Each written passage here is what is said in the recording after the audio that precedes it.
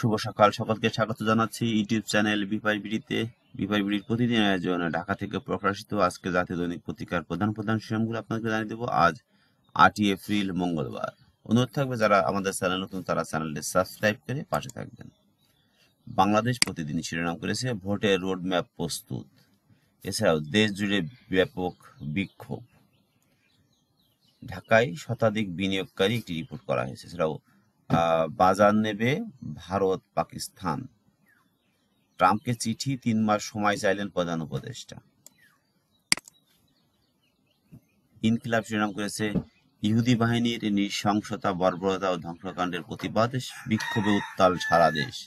No work no school কর্মসূচির প্রতি সম্পূর্ণ সংহতি প্রকাশ, নিন্দা জানিয়েছে বাংলাদেশ।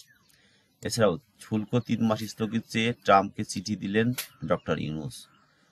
গাজার পক্ষে ডক্টর ইউনূসের বিবৃতি রিপোর্ট করা হয়েছে। এছাড়াও ট্রাম্পের শুল্ক নীতির যুক্তরাষ্ট্র জুড়ে বিক্ষোভ, জনসমর্থন হারাচ্ছে ট্রাম্প।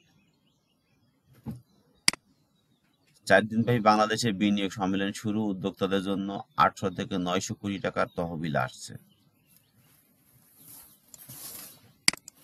যুগান্তর শিরোনাম করেছে ডোনাল্ড ট্রাম্পকে ডক্টর ইউনূসের চিঠি, প্রস্তাবিত শুল্ক 3 মাস স্থগিত চায় ঢাকা। এছাড়াও গাজা ইসরায়েলি আগ্রাসন ও বর্বরতার প্রতিবাদ, বিক্ষোভে উত্তাল সারা দেশ।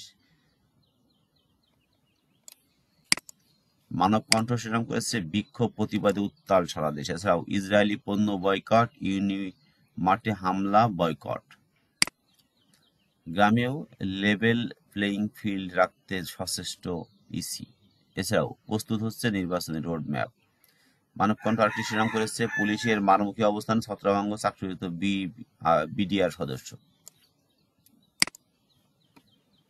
সমকাল শিরোনাম করেছে যুক্তরাষ্ট্র থেকে বড় আকারের আমদানি বৃদ্ধির প্রতিশ্রুতি। এছাড়াও ফিলিস্তিনে গণহত্যা, গাজায় অর্ধেকের বেশি ভূখণ্ড দখলে নিয়েছে ইসরায়েল।